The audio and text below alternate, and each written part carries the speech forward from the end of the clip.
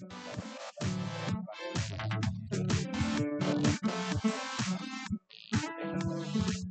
guys want to go around one by one in a line, I guess, introduce yourselves and sort of your name and your role within the project. I'm James. I was the sole designer for this game. My name's Ellis, and I was the sole programmer for this game. Hi, I'm Ellie. I was the character artist and also helped with the UI and 2D art. Hi, I'm Callum. I was a character artist, and I also did the promotional art for the game. Okay, great. So, do you want to start? I guess, give me like a sort of elevator pitch, quick 2 sentences. What is your game? So this is a comedy puzzle game about fighting fantasy capitalism. Okay, great. Sure. Fantasy capitalism. So, if you want to like start, I guess, at the beginning, what was the sort of general ideation and where did the initial concepts come from? So I think like most games shown here today, we all started in the game jam. So our original idea was we always wanted to make a comedy puzzle game. That was always our like direction of going. And we wanted to do something with like money. I think there's a lot of humor to do with like money and capitalism and such. And so we kind of had this foundation of this evil boss who's taking everyone's money from this village, and you have to beat him. And so that's the direction we went. Okay. Yeah, fair enough. So it's sort of like well, everything you did, a metaphor. Great. Yeah. So if you want to, I guess, get into it, we have it behind here, and I don't know about on the background. If you want to maybe start playing, and we'll Yeah. into that. Yeah. Okay. So we have a little narrative here. Yeah, we have a little narrative intro where the town was once peaceful, but now we are introducing the main overarching boss to the game. Comes down to the city, to the town, and he begins extorting everyone, and he takes people's houses. Takes people's houses. That's capitalism. Gone. There you go. Yeah. Yeah.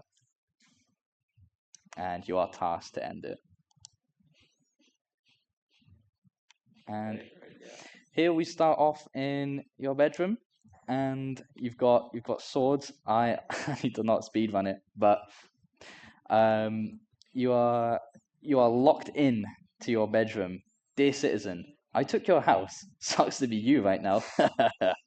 P.S. Look at me flex. Sincerely, the boss. So you've been locked into your house now because he's decided you have not been good enough to him. So we can smash things. Unfortunately not.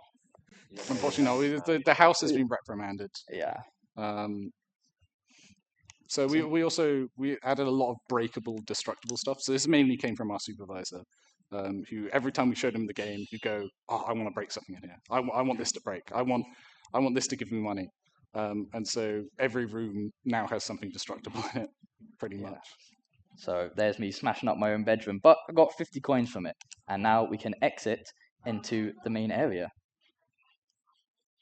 So here we have Elfrin. This is our first NPC, and she is teaching us how to use our first item, the boomerang, which we can pick up and we can hit targets. But if I don't hit them all in one swing, then they will reset. So I need to make sure I line them up, and I get that nice satisfying 3-bell ring. And now we go ahead and we can make our way over to the tavern. So this is the village that has been taken over by the big boss over in that castle. A lovely landscape over here, and here is the tavern, where we can enter it by using those 3 targets, and we meet our second NPC. Voiced by Ellis himself. Voiced by me. Yeah. So we use there's a voice booth here in the GA, the Games Academy, and so I think probably around 4 or 5 months into the project, we decided to do voice acting in this game. So we had the text all laid out and the dialogue, but we kind of thought it needed a little bit extra. So we ended up doing most of the voices ourselves. So you'll probably hear us talking in this.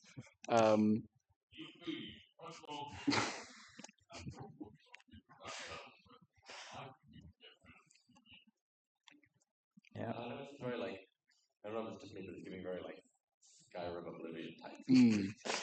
Especially the way you just cut into the NPC dialogue. We Is that something you all play and love? it's something that we want to go for. We wanted a very generic fantasy puzzle game, just for a foundation of foundation of like comedy. So it's a good structure to build on and to plan jokes around, because I'd feel like most gamers are familiar with fantasy games. So you don't want to make this the same thing over and over again. Now we've gone ahead, fixed Blorko's pipes over here, and we are making our way out the tavern here. And we've got some rats. We love rats over here in Greedy We Games. love rats. A rat. They're little happy rats. Okay, so what do these rats want with the economy then? Do they want to take down capitalism? I think they're just stealing beer. They're just here for a good time. Yeah. They're just watching everyone else suffer while they're just being rats. I think we can all relate. I'd love to be like that one day.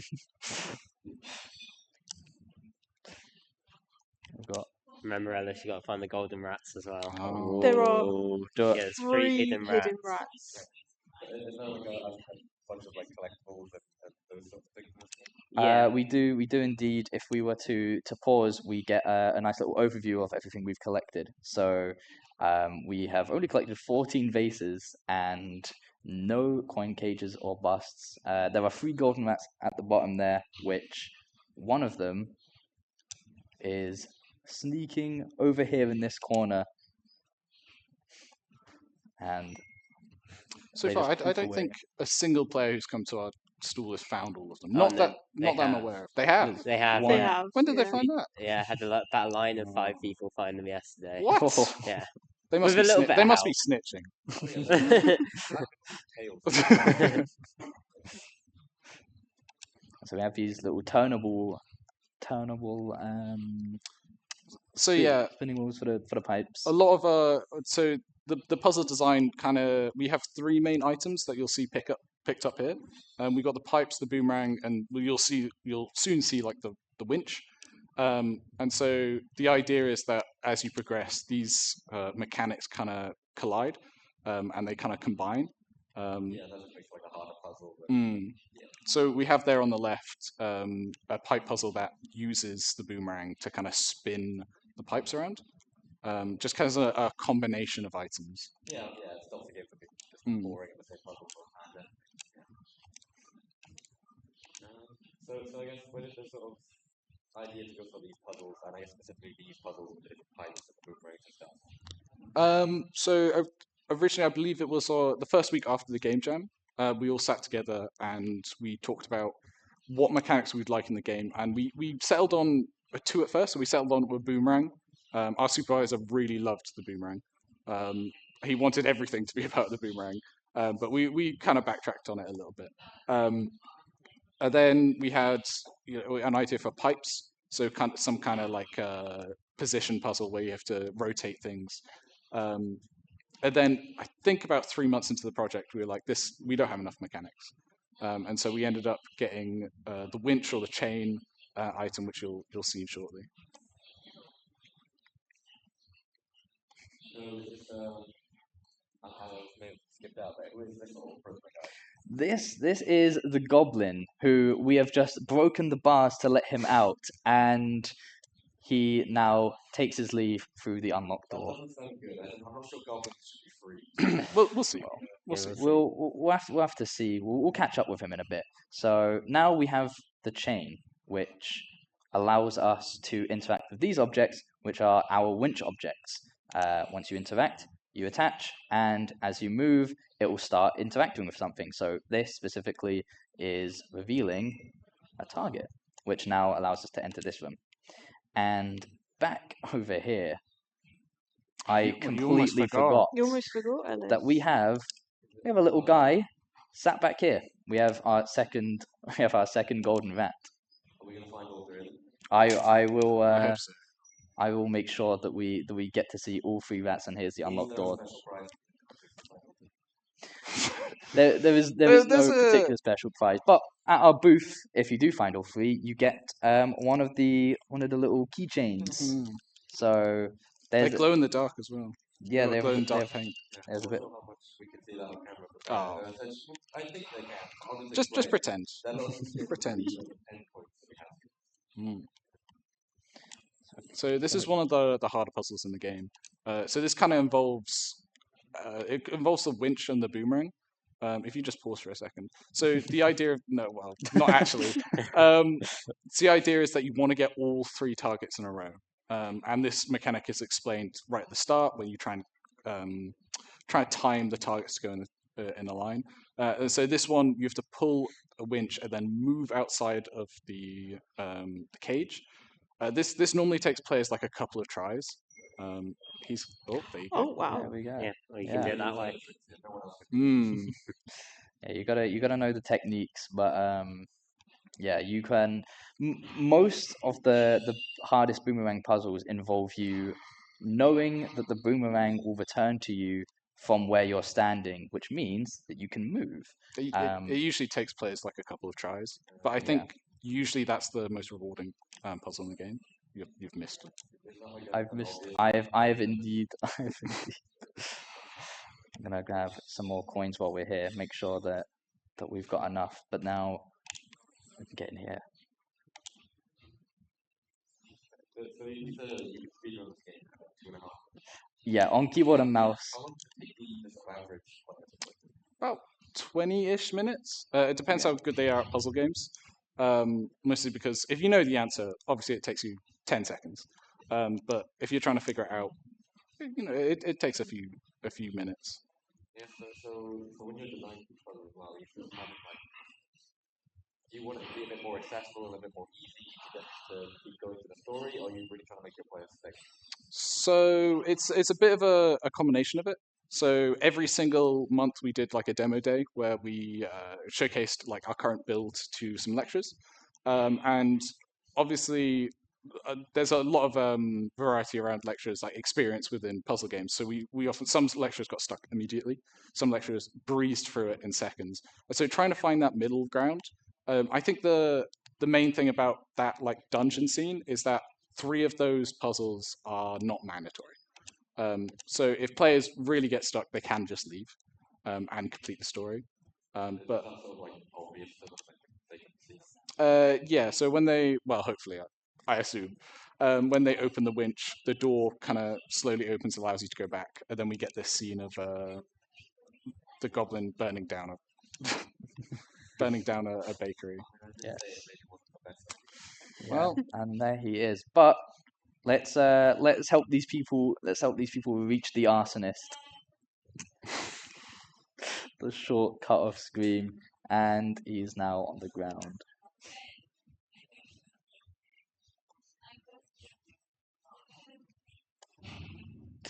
And he explodes. it's jam. And the ladder came too little, too late. He is gone. But he has indeed been. Well, I guess I'll ask the obvious. So these are all like the guardsmen and of the village, I guess. Mm-hmm. They're all birds. But What's up with that? The idea was kind of like coin crows that are like looking for shiny things. So they're trying to take all the coins from people and then give it to the boss. It also just it also just kind of gave like a variety to the character models to have one of them that was like non-human and a little bit more goofy. Yeah. So you're making a comedy fantasy that plays it. That is a nice prime example So- of moving with the targets. with this puzzle, not everyone really completes it.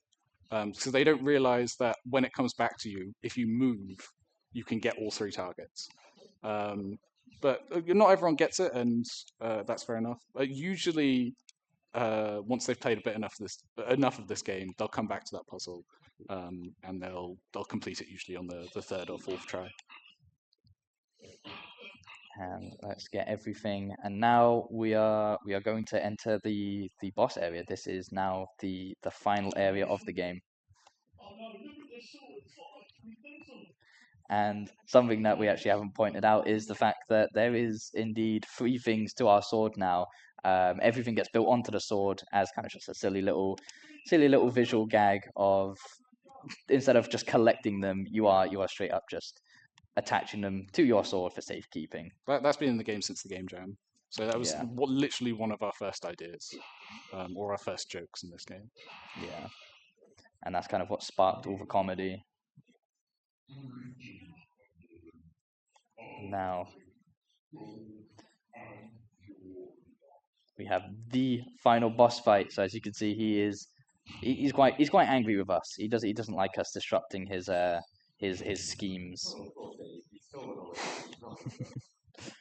And so we have 4 cannons placed around this arena, which we need to go ahead and activate. And there's a massive pipe going all the way around the arena, which we need to use to power up all the cannons, which we can then activate and attack him. And as you can see in the top right, our coin count is going down, which is because when he says he's taking our gold and our life, he means that literally. Your gold is your life in this boss fight. So the more you collect, the more you will live. And as you can see, he hit me with a big old fireball there, and he took a lot of coins from me. But I need to keep pressing on, and I'm trying to defeat him. Yeah, all the time. Yeah. There's a safeguard in place. So if you walk into this is kind of a secret thing that isn't shown to the players. But if you walk into the arena with very little gold, the boss fight, he will take it slowly.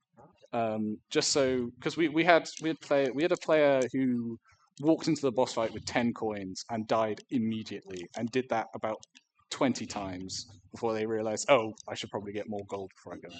It's still better to get gold. It's still easier when you have a larger amount. There's also gold inside of the arena just to give you a bit of health. Mm-hmm. But yes, we have to safeguard, especially for Expo, for such a short game. We don't really want the player to die immediately. Yeah, and now I've got the last cannon in place, and I can fire it. And there he goes down. And now we are in the final sequence, where he is also just lying on the floor.